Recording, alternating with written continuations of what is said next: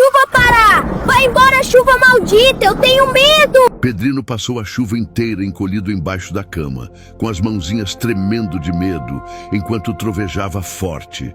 Vai embora, chuva maldita! Gritou ele. A chuva ouviu e se entristeceu. Derramou as últimas gotinhas e, chorando, se despediu.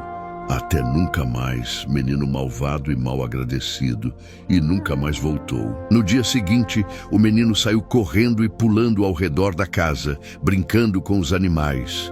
Brincou tanto debaixo do sol quente que adormeceu no terreiro e foi acordado pela mãe, que disse: Venha, filho, o almoço está pronto. Tudo parecia harmonia, como o esperado. Livre da chuva, livre dos trovões. Porém, conforme os dias foram passando, a alegria foi sumindo por falta d'água. O patinho rondava a casa gritando quá, quá, quá, à procura de uma poça de água para se hidratar, mas não encontrava.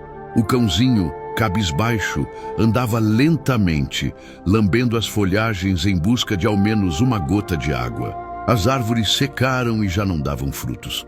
O chão se rachou e em uma das rachaduras o cãozinho tropeçou e caiu, desfalecendo. O patinho foi encontrado duro, com o bico encostado no canto da casa. Nessa hora, o menino chorou, tomado por um remorso profundo, e partiu em busca de trazer a chuva de volta.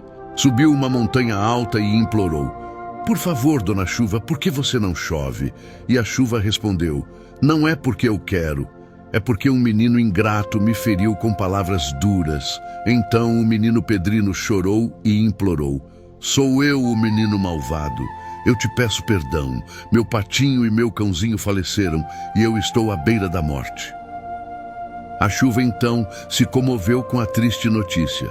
Lamentou a morte do patinho e do cão e desceu mais que depressa.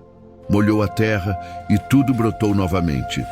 No lugar onde o patinho e o cãozinho haviam falecido, nasceram duas árvores fortes, as quais florescem e frutificam até hoje.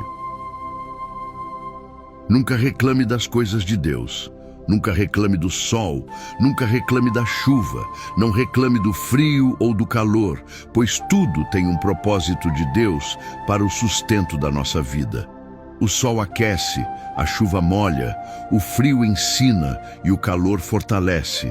Cada coisa age no seu tempo e da sua maneira. Nunca reclame do que hoje parece difícil, porque amanhã pode ser exatamente o que vai manter você de pé.